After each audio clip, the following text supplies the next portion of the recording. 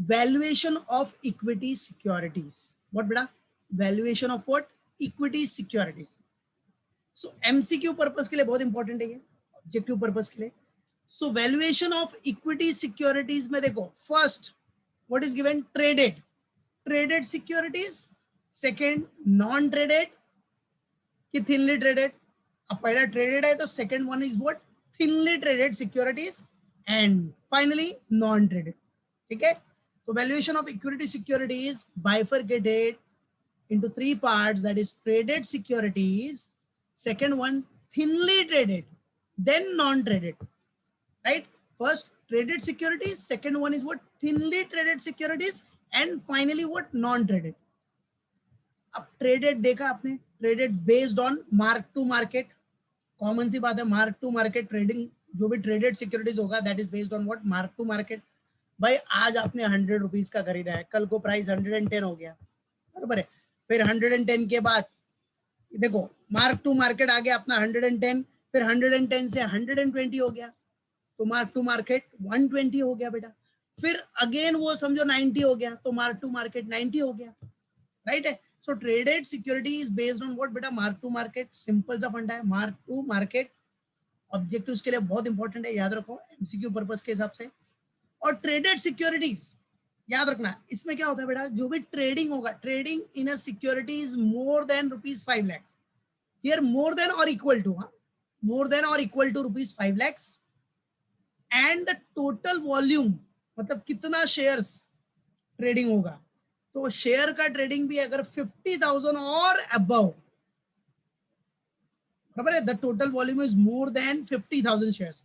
सो मोर than और equal to क्या? या तो 50,000 या तो उससे ज्यादा, बराबर है, वॉल्यूम ऑफ शेयर्स.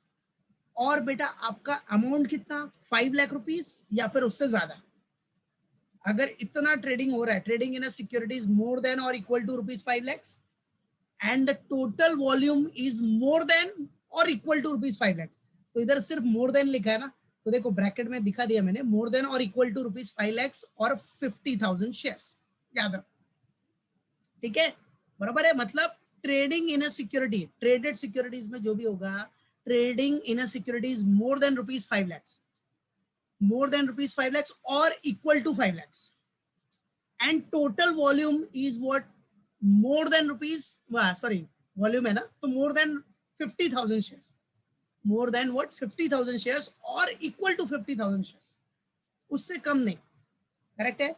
तो याद रखना, सिंपल सा फंडा है. It is based on what? Traded securities based on mark to market, and trading in a securities more than rupees 5 lakh और इक्वल टू 5 लाख और equal to rupees 5 lakhs, and the total volume of shares is what? More than 50,000 shares, more than 50,000 shares or equal to 50,000 shares.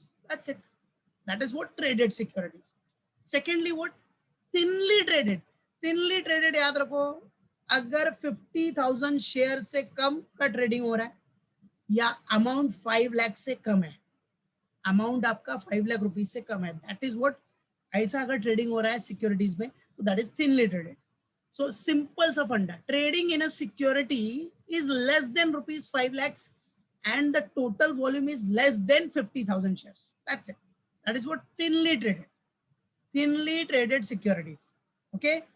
And non traded, simple funda. Non traded में क्या आ जाएगा फिर? Non traded, when a security is not traded on any stock exchange. What? When a security is not traded on any stock exchange for 30 days. और बेटा when a security is, जो भी आपका securities है, अब नॉर्मल सी बात है, securities में सबसे अच्छा एग्जांपल भाई किसका है? हो रहा है इक्विटी का, equity shares. So when a security is not traded on any stock exchange, on any stock exchange for 30 days, याद रखो, when a security is not traded on any stock exchange for 30 days, जो भी आपका equity securities है, अगर वो कोई भी स्टॉक एक्सचेंज पे ट्रेड नहीं हुआ है for 30 days prior to the valuation date, बराबर है, prior to the valuation date, so that security is known as non traded. भाई ट्रेड ही नहीं हुआ ना, 30 days का पीरियड है prior to the valuation date, बराबर है. तो that is what? Non traded securities. याद रखो। तो नॉन ट्रेडेड सिक्योरिटीज में क्या हो गया, when a security is not traded on any stock exchange for 30 days prior to the valuation date, याद रखो, ठीक है। तो that is what non traded. Traded security देखा, based on mark to market, based on what mark to market. और traded securities में trading in a security is what more than rupees 5 lakhs or equal to 5 lakhs, and volume is what more than 50,000 shares or equal to 50,000 shares. That is what traded. Non traded में क्या होगा, trading in a security is less than rupees 5 lakhs and the total volume is less than 50,000 shares. Simple, correct? And non traded, when a security is not traded on any stock exchange for 30 days prior to the date of valuation, या prior to the valuation date, that is what non traded security.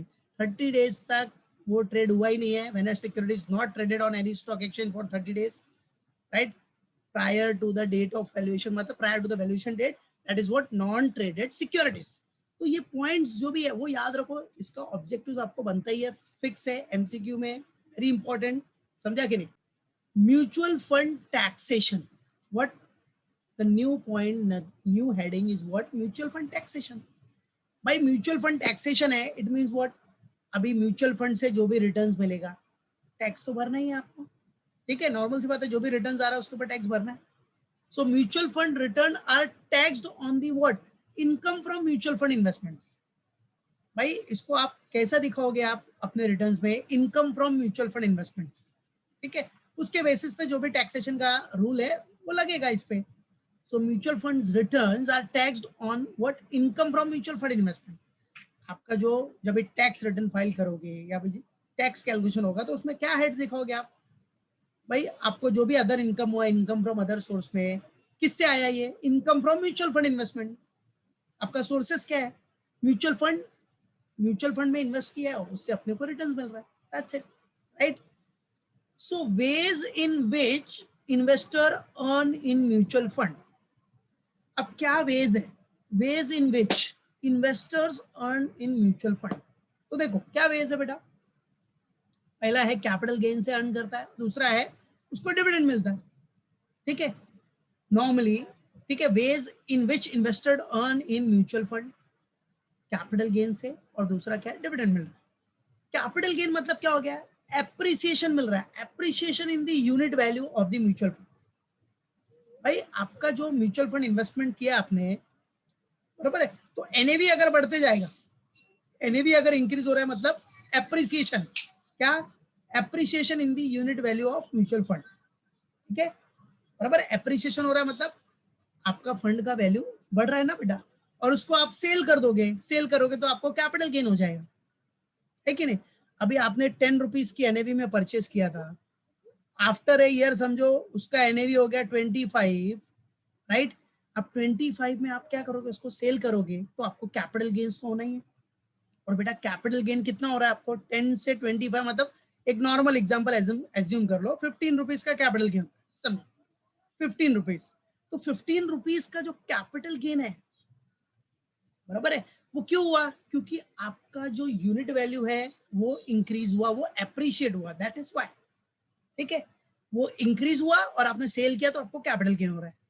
तो भाई capital gain तो आपका income ही हो गया ना, तो tax तो भरना पड़ेगा आपको, दैट्स इट, है कि नहीं। टैक्स का जो भी प्रोविजंस रहेगा उसके हिसाब से आपको टैक्स पे करना पड़ेगा।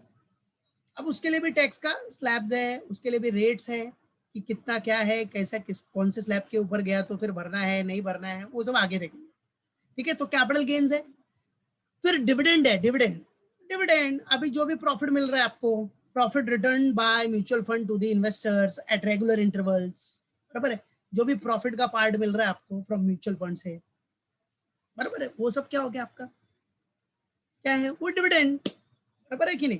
तो वो डिविडेंड जैसा हो गया, करेक्ट है।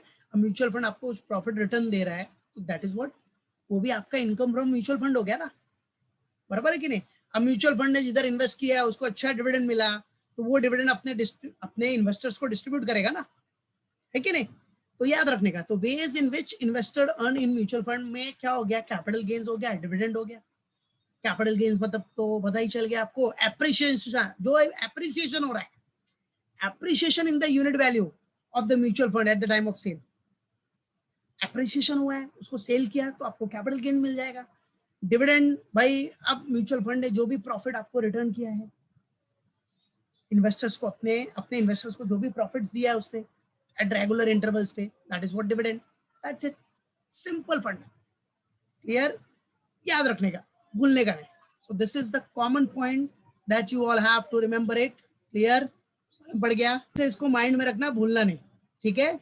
Okay, now what is given here, factors affecting mutual fund taxation. कौन से फैक्टर्स है जो अफेक्ट करते हैं म्यूचुअल फंड टैक्सेशन को? तो इट्स सिंपल, देखो इक्विटी फंड्स और डेट फंड्स, दोनों पे जो टैक्सेशन का प्रोविजन है अलग अलग है, बराबर है? इक्विटी फंड्स, डेट फंड्स, ठीक है? अब factors affecting mutual fund taxation में अगर इक्विटी फंड से आपको रिटर्न मिल रहा है, डेट फंड से रिटर्न मिल रहा है, तो वो डिपेंड करता है, ठीक है, उसके ऊपर क्या प्रोविजन चल रहा है, टैक्स का प्रोविजन, उसके हिसाब से आपको टैक्स लगेगा, दैट्स इट। तो फर्स्ट हम लोग देखेंगे इक्विटी फंड्स का, देन डेट फंड्स, ठीक है? तो factors affecting mutual fund taxation में याद रखना इक्विटी एंड डेट, ओके? तो step by step we will have to study. Now see, first we will study what equity funds का provision, taxation provision क्या है। सो इक्विटी फंड्स में देखो, अब इक्विटी है, एप्रिसिएशन होगा तो ही बेचते हैं नॉर्मली लोग, पता है ना भाई? अभी आपका एनएवी या शेयर मार्केट में प्राइस कम होगा तो आप बेचेगा क्या? नहीं बेचेगा। अगर आपको बहुत पैसे की इमरजेंसी है तो ही आप बेचते हो, कम प्राइस में निकालते हो, अदरवाइज कोई नहीं निकालेगा। आज आप देखो आपके शेयर का प्राइस गिरा हुआ है, बराबर, आपको लॉस दिखा रहा है, ठीक है, तो आप बेचोगे क्या? उसको सवाल ही नहीं उठता, नहीं बेचेगा। हाँ, अगर पैसे की बहुत इमरजेंसी है तो आपको निकालना पड़ेगा लॉस में, ठीक है, मालूम पड़ा कि नहीं? तो वो अलग चीज है। तो याद रखो इक्विटी फंड्स में अगर समझो एप्रिसिएशन हो रहा है, इक्विटी फंड में एप्रिसिएशन हो रहा है या अपने एनएवी का एप्रिसिएशन हो रहा है, देखो शेयर मार्केट और इधर का प्रोविजन सेम है, टैक्स का प्रोविजन, ठीक है? अब यहां भी क्या है, अगर आपने जो म्यूचुअल फंड में इन्वेस्ट किया है, ठीक है, म्यूचुअल फंड में इन्वेस्ट किया, उसका एनएवी अगर एप्रिशिएट हो रहा है, एप्रिशिएशन के बाद आप क्या करते हो? उसको मार्केट में बेच के कैपिटल गेन कमाते हो, कैपिटल गेन अर्न करते हो, क्या कैपिटल गेन अर्न करते हो, बराबर है? तो कैपिटल गेन में भी क्या है, एक शॉर्ट टर्म कैपिटल गेन है और एक लॉन्ग टर्म कैपिटल गेन है। क्या बेटा? Short term and long term. अब शॉर्ट टर्म कैपिटल गेन क्या बेटा? Short term capital gain, if holding period is less than 1 year, अगर आपने 1 साल तक वो सिक्योरिटी को रखा है, 1 साल के अंदर तक, 1 साल तक रखा फिर बेच दिया, मतलब एक ही साल में खरीदा और बेच दिया, विद इन अ ईयर, ठीक है? Less than, holding is less than 1 year, उसी में आपने खरीदा है, बेच दिया, बराबर, खरीद के बेच दिया 1 साल के अंदर। जब से सिक्योरिटी आपने खरीदा उसके 1 साल के अंदर उसको आपने बेच दिया और आपको गेन हुआ, तो उसको बोलते हैं शॉर्ट टर्म कैपिटल गेन। और शॉर्ट टर्म कैपिटल गेन के ऊपर याद रखो कितना परसेंट टैक्स लगता है, कितना परसेंट टैक्स भरना है आपने को? 15% tax. Short term capital gain हुआ तो 15% टैक्स भरने का। तो जो शेयर मार्केट में भी डील करते हो ना, फटाफट खरीदते हो बेचते हो, बराबर है, 15% टैक्स लगेगा, याद रखने का। कितना परसेंट? 15%। आज खरीदा कल बेच दिया, ठीक है, 15% का टैक्स प्रोविजन है, याद रखने का, ठीक है? 15% टैक्स लगेगा और 4% तो नॉर्मल एचईसी लगता है, बराबर है, हेल्थ एंड एजुकेशन सेस। वो 15% वो किसका रहेगा? 4% cess on tax. On tax मतलब ये जो 15% आएगा ना, समझो 15% कितना आया आपको? 15,000। कितना? जैसे 1 लाख का कैपिटल गेन हुआ, 15% हो गया 15,000, तो 15,000 का 4% वो सेस आएगा। फिर 15,000 प्लस 4% जो भी निकालोगे वो प्लस करने के बाद आपको क्या करना पड़ेगा? टैक्स भरना पड़ेगा। तो सिंपल सा फंडा है ना। देखो अभी ये समझो कितना आ गया? 15,000 आ गया। अब 15,000 है और 15,000 का क्या किया आपने? 4% निकाल लिया। 4% कितना आ गया? 15,000 का 4%, 15 4 600, 60, तो 600 हो गया। तो कितना? 15,600। सो आपको कितना टैक्स भरना है? 15,600 का टैक्स आ गया शॉर्ट टर्म कैपिटल गेन पे। That's it. कितना? 15,600 का आपको टैक्स बनेगा। दैट्स इट, बराबर है। ये शॉर्ट टर्म कैपिटल गेन है। अच्छा, लॉन्ग टर्म कैपिटल गेन हुआ मतलब क्या? अगर आपका सिक्योरिटीज का होल्डिंग पीरियड 1 ईयर से ज्यादा है, आज आपने खरीदा बट बेचने का टाइम कभी है आपका? 1 साल के बाद। 1 साल तक होल्ड किया उसके बाद आप बेच रहे हो, तो आपको जो गेन होगा ना नॉर्मल से वाला ज्यादा प्राइस होगा तो ही बेचोगे ना। तो जो गेन होगा उसको बोलते हैं लॉन्ग टर्म कैपिटल गेन्स। क्या वो बोलते हैं उसको? Long term capital gains. If holding period is more than 1 year then you will get what? Long term capital gains. तो उधर जो भी गेन होगा that is what? Long term capital gains. और लॉन्ग टर्म कैपिटल गेन्स पे याद रखना share के लिए भी सेम है, शेयर के लिए भी वही चीज है। Up to 1 lakh rupees, up to 1 lakh rupees कोई टैक्स नहीं है। अगर आपको long term capital gain 1 lakh तक हो रहा है तो कोई टैक्स नहीं भरना है। मतलब अगर यही 15,600 का अगर आपको गेन हुआ है, 15,000 का गेन, तो आपको कोई टैक्स नहीं, 1 लाख तक कोई टैक्स नहीं भरने का, 1 लाख तक नो टैक्स। हाँ, अबोव 1 लाख गया, अबोव ₹1 लाख, समझो आपको कैपिटल गेन अगर 1 लाख हुआ तो टेंशन नहीं है, नो टैक्स। लेकिन अगर समझो आपको कितना 2 लाख का गेन हुआ, 2 लाख, चलो थोड़ा गेन कम ले लेते हैं, 1.2 लाख मतलब 1,20,000 का, ठीक है। तो कितना ऊपर गया? 20,000। तो 20,000 के ऊपर 10% का LTCG लगेगा विथ नो इंडेक्सेशन बेनिफिट। बराबर है? मालूम पड़ा कि नहीं? तो कोई इंडेक्सेशन बेनिफिट नहीं मिलेगा, क्योंकि लॉन्ग टर्म कैपिटल गेन पे हमेशा याद रखो इंडेक्सेशन बेनिफिट मिलता है, लेकिन इधर कोई इंडेक्सेशन बेनिफिट नहीं मिलेगा क्योंकि टैक्स रेट कम है ना, ठीक है। तो याद रखना अबव 1 लाख रुपीज गया ना, तो अबव 1 लाख मतलब 1,20,000 का कैपिटल गेन हुआ आपको, लॉन्ग टर्म कैपिटल गेन। तो 20,000 जो एक्स्ट्रा गया ना, उसके ऊपर 20,000 का 10% कितना हुआ? 2,000। तो 2,000 का आपको लॉन्ग टर्म कैपिटल गेन भरना है। अच्छा, मतलब 2,000 का, सॉरी 2,000 का टैक्स भरना है, ठीक है। वो तो लॉन्ग टर्म कैपिटल गेन ही आपका 1,20,000 है, तो 20,000 एक्स्ट्रा गया, तो 20,000 का 10% कितना हुआ? 2,000। 2,000 का आपको टैक्स भरना है, दैट्स इट। कितना? 2,000 का आपको टैक्स भरना है, फिनिश। और उसके बाद जो HEC सेस लगेगा वो अलग से, ठीक है, वो तो बाद में काउंट हो जाएगा। बट ये याद रखना इधर कितना परसेंट है, इधर मेन कितना परसेंट है, शॉर्ट टर्म कैपिटल गेन में कितना परसेंट है? 15% है। याद रखो शॉर्ट टर्म कैपिटल गेन में कितना परसेंट है बेटा? इधर 15% मेन है। और ये सेस तो लगता ही है, वो ये कॉमन है, इसको देखने की भी जरूरत नहीं फिलहाल, ये तो कॉमन है, ये सब में लगता है। 15% का tax short term capital gain में। और लॉन्ग टर्म कैपिटल गेन हुआ ना अगर, तो याद रखने का लॉन्ग टर्म कैपिटल गेन में कितना परसेंट? 10%। लेकिन अप टू 1 लाख तक कोई टैक्स नहीं है, अप टू 1 लाख तक का लॉन्ग टर्म कैपिटल गेन हुआ तो नो टैक्स, नील। उसके ऊपर गया तो 10% के हिसाब से भरना है विथ नो इंडेक्सेशन बेनिफिट, समझा? याद रहेगा। तो ये इक्विटी का प्रोविजन है, इक्विटी फंड्स का, राइट? क्लियर? चलो अभी इक्विटी के बाद डेट का प्रोविजन देखते हैं। डेट का, डेट फंड्स का क्या प्रोविजन है बेटा? डेट फंड्स का देखो सिंपल। अब डेट फंड्स में क्या बोलता है बेटा? यही सेम फंड है, डेट फंड में भी लॉन्ग टर्म और शॉर्ट टर्म।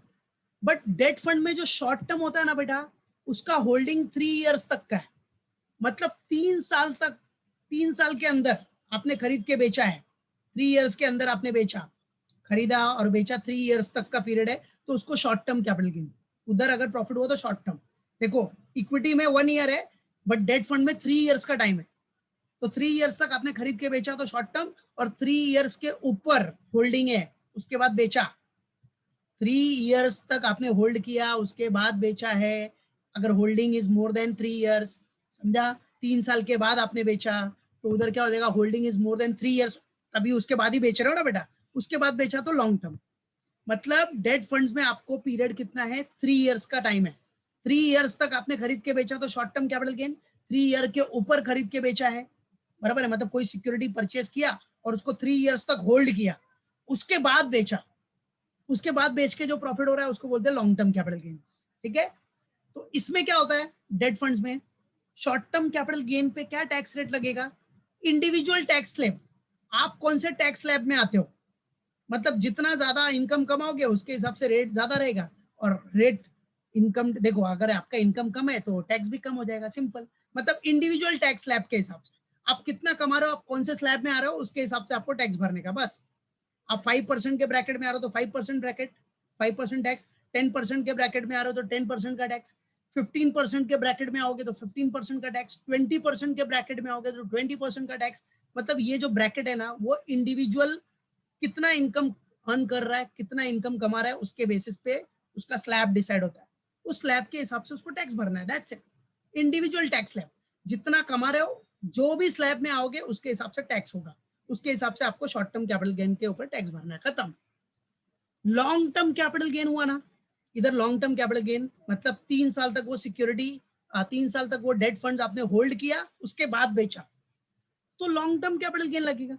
और इसमें क्या है बेटा, 20% टैक्स है, ये फिक्स है 20% टैक्स। लेकिन इधर आपको इंडेक्सेशन बेनिफिट मिलता है, सबसे अच्छी चीज ये है कि इधर इंडेक्सेशन बेनिफिट मिलेगा, बराबर है।